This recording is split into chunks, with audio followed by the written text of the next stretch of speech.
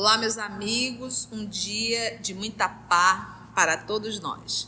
Hoje, exatamente 18 de novembro de 2024, estamos nós reunidos para estudarmos a obra Memórias de um Suicida.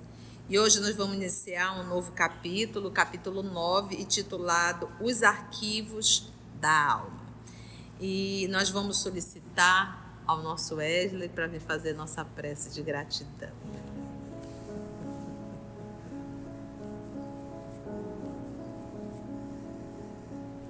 Querido Pai, muito obrigado por essa noite.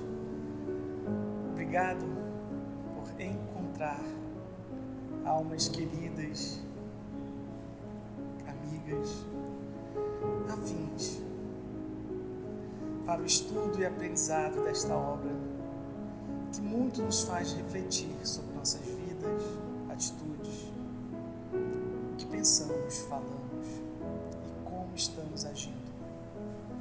Estamos refletindo as mesmas atitudes de outras vidas? Estamos nos esforçando para termos atitudes diferentes, mais nobres? Rogo auxílio, Pai, para o entendimento dessa atividade, para a compreensão. Auxílio para todos que estão aqui presentes. Auxílio para quem está na sua casa, ouvindo, no carro, no trânsito. Que esse estudo possa adentrar os nossos lares, trazendo paz, conforto e esperança numa vida melhor, que tudo depende da gente. Graça te damos, querido Pai, que assim seja.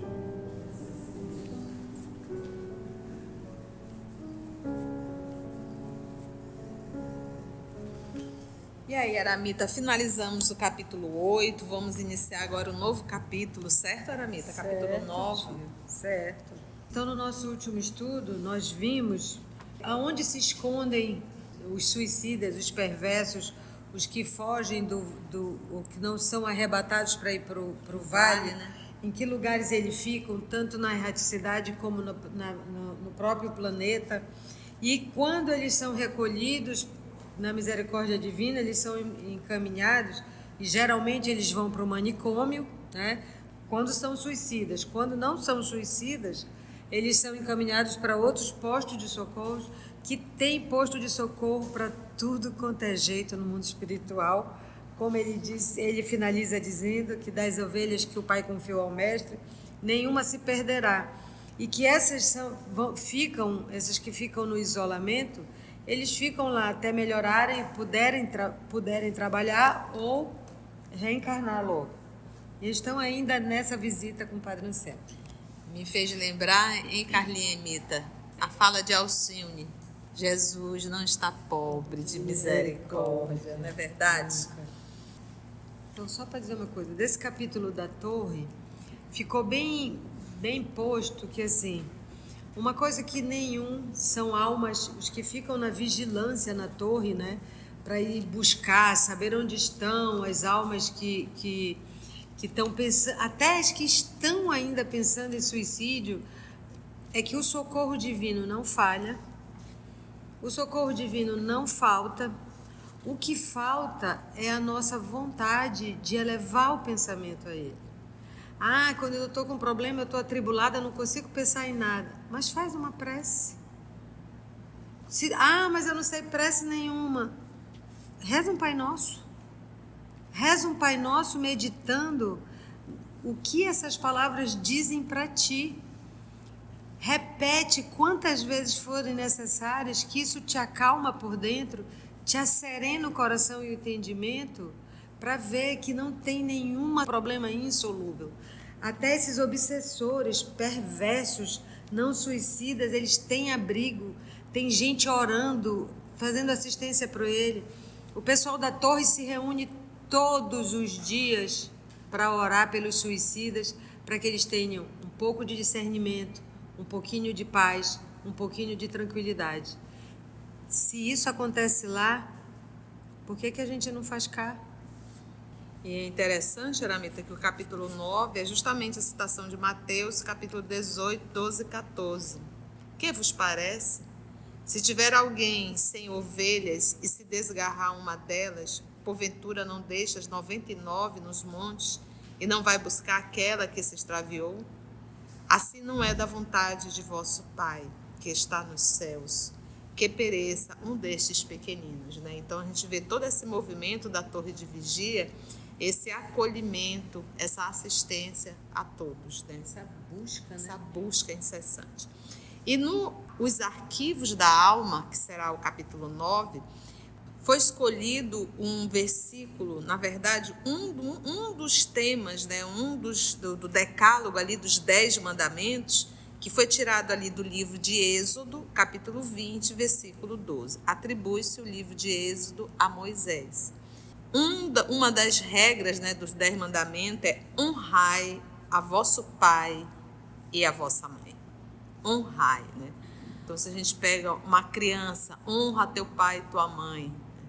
Cumpra com a sua responsabilidade de filho. Cumpra com a sua responsabilidade dentro da idade que Deus lhe deu, porque todos nós temos atitudes e compromissos para com o nosso pai e para com a nossa mãe. Cada idade, infância, juventude, fase adulta. Então, que a gente possa estar sempre respondendo a honrar. E eu acho tão interessante que ele poderia dizer: ama teu pai e tua mãe. Ele diz: honra. Ia entardecendo, as sombras se acentuavam no horizonte plúmbeo da pesada região. Descemos para o pavimento imediato e, pelo trajeto, arrisquei uma interrogação. Disse então Camilo: Desculpai, reverendíssimo padre, o desejo de investigar pormenores de um assunto que tão bem soube aos meus sentimentos de cristão e a minha preocupação de aprendiz. Como chegam os diretores desta magna instituição a saber que espíritos infelicitados pelos suicídios são aprisionados por falanges hostis, encontrando-se desaparecidos? Respondeu prontamente o padre Anselmo: Se nos comprometemos perante Jesus ao serviço de auxiliares do seu ideal de redenção, filiando-nos à legião patrocinada por sua venerável mãe, manteremos técnicos nesta torre com o mistério exclusivo de procurar os desaparecidos, auxiliados com o emprego infalível dos aparelhos que acabastes de entrever. Tem eles, cada um, demarcadas as regiões que deverão sondar. Por sua vez, antigos opressores regenerados sob nossos cuidados e adidos ao corpo de milicianos, tocados pelo arrependimento, vêm, voluntariamente, indicar localidades do invisível ou da terra, do seu conhecimento, onde são aglomeradas as vítimas da opressão obsessora e onde as maiores atrocidades se praticam. Verificados exatos, esses locais serão visitados e saneados. Eles têm uma sala específica onde espíritos de escola, através de aparelhos delicadíssimos, sondam tanto o invisível como a terra à procura dessas almas. Então vamos lá, Padre Anselmo. O que mais? Olha o amparo da espiritualidade. Geralmente, porém, os avisos e as ordens vêm de mais alto, de lá onde paira a assistência magnânima da piedosa mãe da humanidade, a governadora de nossa legião. Se as entidades em apreço não pertencem à sua tutela direta de guardiã, poderá o guardião da falange ou da legião a que pertencerem impetrar o seu favor em prol dos transviados.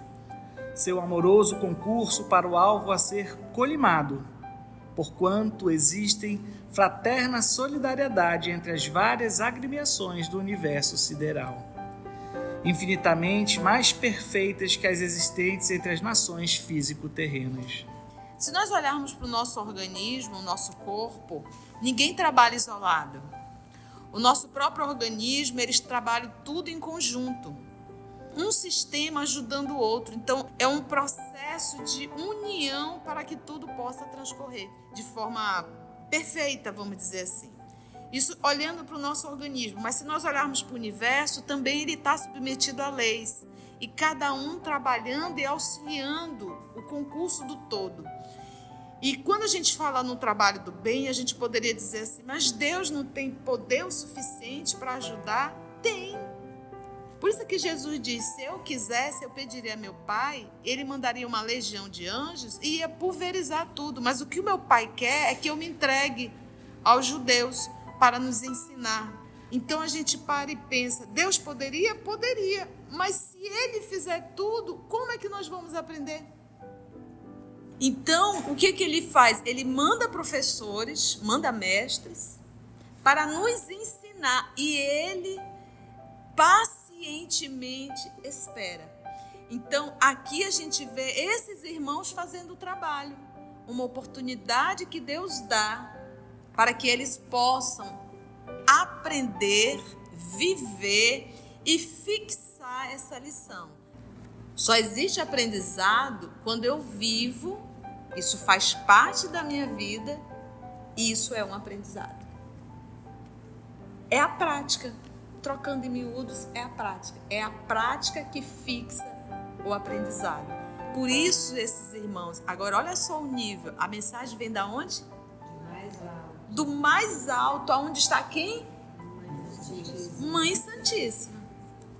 Porque aqui ele está preocupado, né, Aramita? Como é que vai achar esse povo todo, né? Como é que onde estão? E é legal assim, quando não é da alçada dela, tem as outras agremiações do universo sideral. E não é da alçada dela porque tem quem faça.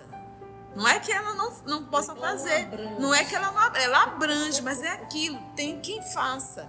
E tem quem faça por quê? Para aprender. Gente, quanto maior o nosso nível de evolução, mais a gente respeita a oportunidade do outro. Por exemplo, às vezes a gente acha que a gente é supermãe e resolver tudo.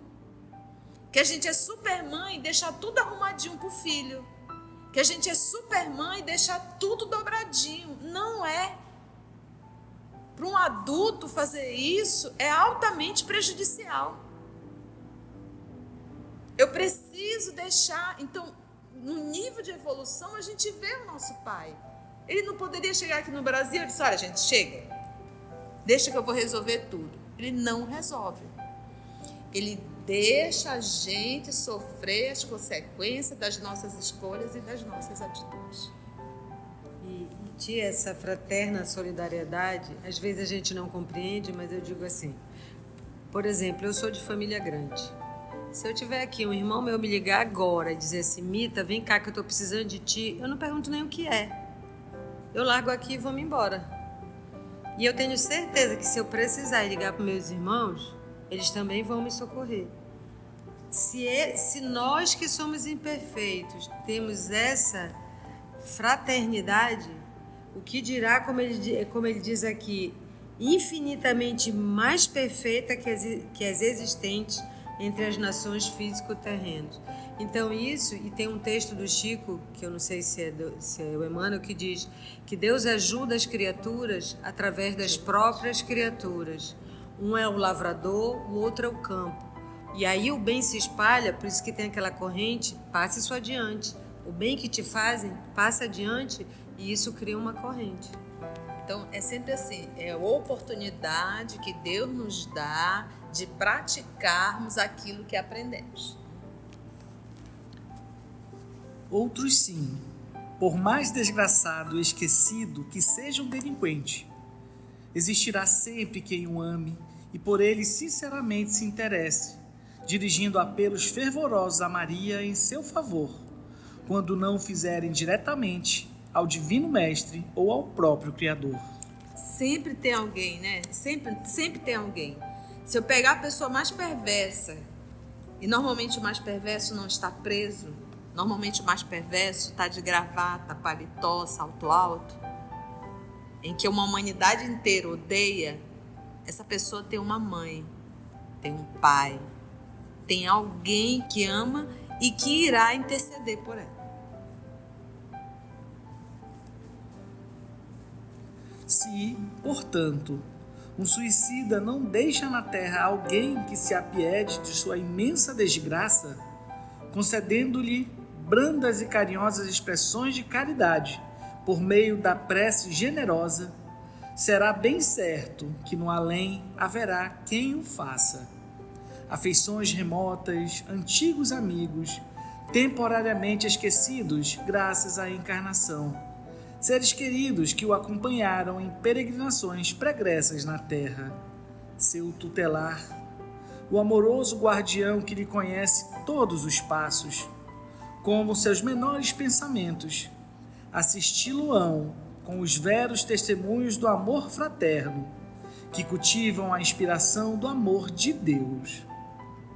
Se é dirigida a Maria a súplica, imediatamente ordens serão expedidas a seus mensageiros, as quais, por estes distribuídas aos vários postos e institutos de socorro e asilo aos suicidas, mantidos pela legião, indicam aos servidores o momento das atividades relativa ao novo sofredor, seu nome, sua nacionalidade, a data do desastre, o local em que se verificou, o gênero de suicídio escolhido. Alguém está perdido? Ninguém. Então a gente vê se não tem ninguém na terra que o faça, porque a gente é capaz de comentar o suicídio, fulano cometeu suicídio, fulano cometeu suicídio, liga para outro fulano, tu sabia que fulano cometeu suicídio?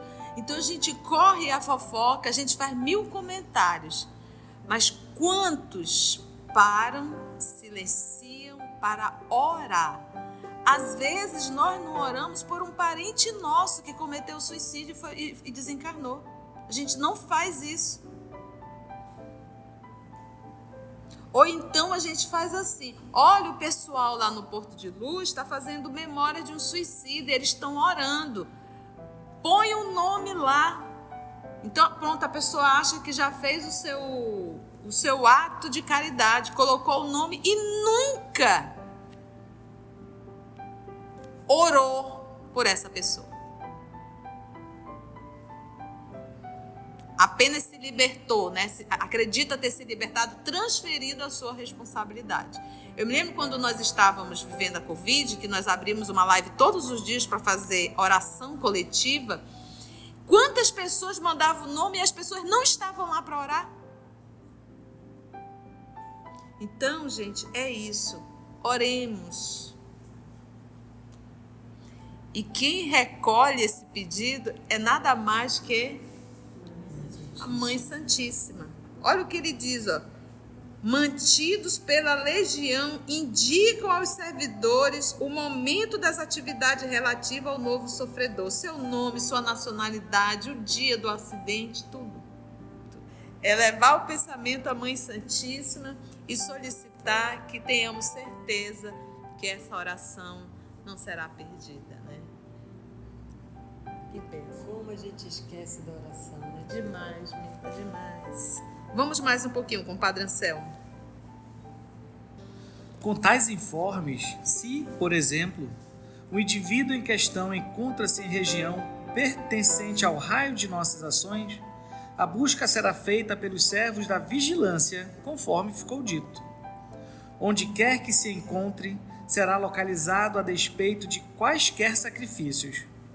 Geralmente, se não foi arrebatado da situação normal ao caso pelas hordas perversas e obsessoras que o assediavam desde antes, o trabalho será fácil.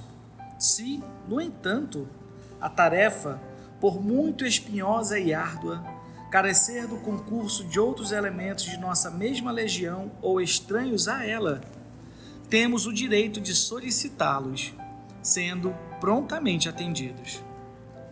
Há casos, como ficou esclarecido, em que nos vemos na necessidade de apelar até para o concurso de elementos inferiores, isto é, o auxílio de falange que nos ficam abaixo em moral e esclarecimentos.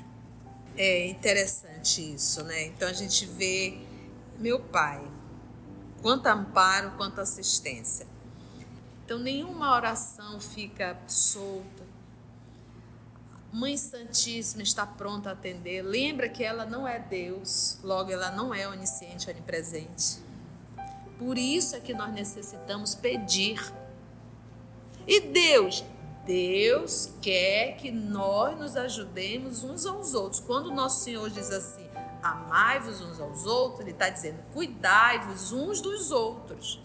Nós precisamos entrelaçar as nossas mãos. A tristeza que existe na terra é construção nossa, não é construção divina. No entanto, se a outro eminente espírito for dirigida a súplica, será esta encaminhada a Maria, e seguir-se-ão as mesmas providências, pois, como vimos afirmando, é Maria, a sublime acolhedora dos réprobos, que se arrojaram aos temerosos abismos da morte voluntária. Tudo isso, porém, não quererá certamente dizer que nossa excelsa diretora precisará esperar súplicas e pedidos de quem quer que seja a fim de tomar suas caridosas providências. Ao contrário, estas foram perenemente tomadas com a manutenção dos postos de observação e socorro especiais para suicidas. É só a gente lembrar, pega agora a obra Missionário da Luz, onde lá retrata que para cada quadra existe ali um espírito responsável, que eles chamam de visitadores. Cada quadra. Então, mais uma vez, uns ajudando outros. Um ajudando o outro, um ajudando o outro. Então, ali, quando Alexandre chega para procurar saber o que aconteceu, ele procura justamente aquele espírito que está ali observando o que aconteceu naquela quadra e diz o que aconteceu. Então, é por isso. Então, ela diz assim, é preciso se ninguém orar. Se ninguém orar, ainda assim ele não vai estar desamparado. Porque Maria, olha, ela é responsável por isso. Tem uma equipe espiritual para tudo isso, né? E quando eu oro, eu me ajudo. Eu me lembrei agora do Entre a Terra e o Céu, que estava discutindo os dois espíritos. Olha que a oração, né, de uma criança fez, né? E os dois encarnados, e um mais alterado que o outro, o que estava melhor, ele se lembrou e ele fez uma prece. E quando ele fez essa prece, imediatamente o auxílio foi até ele. André Luiz diz, nós fomos arrastados para próximo dele. Então a gente também pode se ajudar através da prece. Ao contrário, estas foram perenemente tomadas, com a manutenção dos postos de observação e socorro especiais para suicidas, com os não especializados, mas que igualmente os acolherão em ocasião oportuna, disseminados por toda a parte, no invisível como na terra, e com os próprios dispositivos da lei de amor e fraternidade, que manda pratiquemos todo o bem possível, fazendo ao próximo o que desejaríamos que ele nos fizesse. Lei que no invisível, esclarecido é amorosa e rigorosamente observada. De qualquer forma, porém, a prece, como vistes, externada com amor e veemência em favor de um suicida. Aí eu vou parar só aí para a gente ver, quando ele fala da prece, não é apenas abrir a boca e falar. Ele fala aqui, externada com amor e veemência em favor de um suicida. Por exemplo, a gente faz aqui a oração por um suicida. Então, antes a gente lia o nome de todos e fazíamos uma prece. Agora a gente faz diferente. A gente lê, cada uma lê um nome e intercede. Não é uma prece longa, são palavras realmente movidas de sentimento de amor. Então é diferente. Então é necessário que a gente direcione o pensamento. E às vezes quando está lendo um nome, foi. Mas quando você lê um nome que você direciona para aquele nome, é isso que nos falta aqui. Amor e veemência em favor de um suicida. É o sacrossanto veículo que carreia em qualquer tempo. Bora lá. De qualquer forma, porém, a prece, como vistes, externada com amor e veemência em favor de um suicida, é o sacrossanto veículo que carreia, em qualquer tempo, inestimáveis consolações, mercês celestes para aquele desafortunado, porquanto é um dos valiosos elementos de socorro estatuídos pela citada lei em favor dos que sofrem, elemento com o qual ela conta a fim de acionar vibrações balsamizantes necessárias ao tratamento que a carência do Marte requer. Ela quem precisa? Ela conta. Quem? Expressa. A Mãe Santíssima. Elemento com a qual ela conta a fim de acionar vibrações balsamizantes necessárias ao tratamento que a carência do Marte requer. É quem? Prece. Muito bem. Constituindo, por isso mesmo, erro calamitoso a negativa, por parte das criaturas terrenas, desse ato de solidariedade, interesse e beneficência, pela injusta suposição de que seria inútil a sua aplicação, por irremediável a desgraçada situação dos suicidas. A prece, ao contrário, torna-se ato de tão louvável e prestimosa repercussão que aquele que ora por um de vós faz-se voluntário colaborador dos obreiros da Legião de Maria, coadjuvando seus esforços e sacrifícios na obra de alívio e reeducação daqueles que se devotaram. Porque era dito que não se deveria orar pelos mortos. Outro não se deve orar por um suicida. Tanto é que não se fazia nem missa, nem nada. Não poderia nem sepultar, inclusive, né? Era algo assim bem doloroso, né? Então esse capítulo, esse parágrafo, ele vem falando constantemente em o quê? Prece, oração, intercessão. Vamos mais um pouquinho. Como tendes percebido, por esta pálida amostra, nosso labor é vultoso e intenso. Se as criaturas que atentam contra o sagrado patrimônio da existência corporal, pelo Todo-Poderoso concedido à alma culpada, como ensejo bendito e nobilitante de reabilitação, conhecessem a extensão dos sofrimentos e dos sacrifícios que por elas arrostamos, é certo que se deteriam à beira do abismo, refletindo na grave responsabilidade que assumirão, quando não por amor ou compaixão de si mesmas, ao menos em consideração e respeito a nós outros, seus guias espirituais e amigos devotados, que tantos prélios exaustivos, tantos dissabores suportamos, tantas lágrimas arrancaremos do coração, até que possamos encaminhar para as consoladoras estâncias protegidas pela esperança. Maravilha, né? Não, muito lindo a gente ver. E assim, eu achei legal que ele falou a lei em favor dos que sofrem.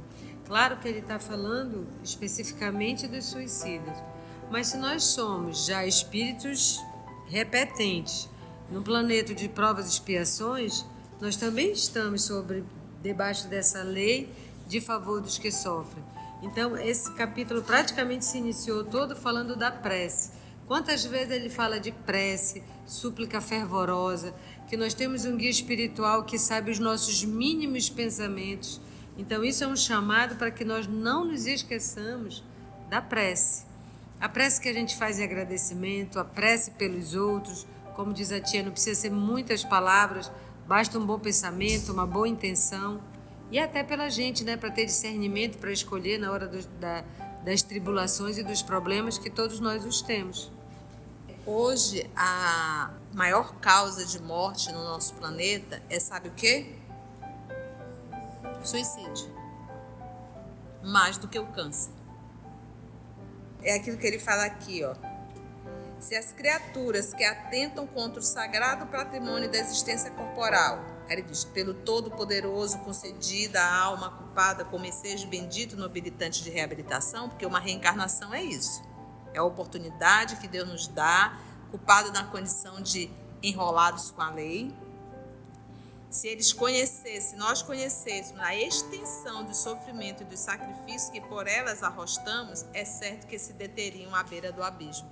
É por isso que devemos divulgar a doutrina, devemos divulgar a vida após a morte, devemos divulgar, quando eu pego alguém que está num processo de entristecimento e que começa a pensar em morrer, isso, e algumas vezes a pessoa não externa, mas algumas vezes a gente capta isso. Eu me recordo recentemente de um diálogo que nós estávamos fazendo, e eu botei o olho nele e disse: tu estás pensando em suicídio, né? Aí ele olhou para mim, os olhos dele cheios de lágrimas, balançou a cabeça. Depois eu vou te falar o que é um suicídio. A primeira decepção de um suicida é que não morre. E aí eu coloquei bem claro a reação, que é o que acontece depois da morte do corpo físico, né? Então, nós não podemos perder a oportunidade de esclarecer. Recentemente eu fiz um encontro com jovens, devia ter uns 25, 26 jovens. E lá pelas tantas nós fizemos, eu perguntei: quem aqui já pensou em suicídio? 80% dos jovens levantaram as mãos, entre 14 e 22 anos. E 1 ou 2 cometem automutilação. Então, nunca, eu acho que o nosso planeta precisou tanto dessa doutrina. E por que ela está muito mais divulgada no Brasil? Porque aqui é onde nós temos o maior número de pessoas adoecidas. Somos nós. O amável Cicerone falara da existência numa daquelas sombrias dependências que circundavam a torre central, cognominada simplesmente de a torre, daqueles temidos obsessores, chefes ou prosélitos de falanges trevosas e perversas, os quais, além de suicidas, seriam também responsáveis por crimes nefandos, previsto nas leis sublimes do eterno legislador, como puníveis de reparação duríssimas através dos séculos. Manifestáramos desejo de vê-los. Afigurou-se-nos tratar-se de entidades anormais, desconhecidas completamente pela nossa capacidade de imaginação, monstros apocalípticos, talvez, fantasmas infernais que nem mesmo apresentariam forma humana. Sorrindo paternalmente, o velho doutor Canalejas interrogou ao emérito elucidador que nos guiava se seria possível defrontarmos algum deles, visto ser de utilidade conhecê-los, a fim de nos acautelarmos durante a próxima viagem aos planos terrenos, onde enxameiam bandos numerosos da mesma espécie. Padre Anselmo bondosamente aqueceu, não porém sem pequena restrição. Você queria conhecer um espaço desse? Eu ia pular para o Canalejas. Eu não faço questão não, seu Roberto. Vou ficar por aqui mesmo. Pensou? Vamos ver o que o Padre Anselmo. Estou informado pela diretoria do vosso hospital das conveniências que cabem aos aprendizes aqui presentes. Concordarei, portanto, em apresentar-lhes pequeno panorama do local onde alojamos os pobres pupilos responsáveis por tantos delitos, justamente a torre que nos fica à fronteira. Ali estão localizadas as chamadas prisões, e ali são eles custodiados sem interrupção, como jamais o seriam prisioneiros na terra. Cenas do próximo capítulo.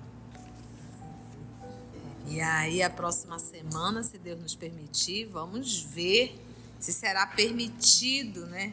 E como será essa visita, né, gente? É um pequeno panorama do local. Foi bom, gente?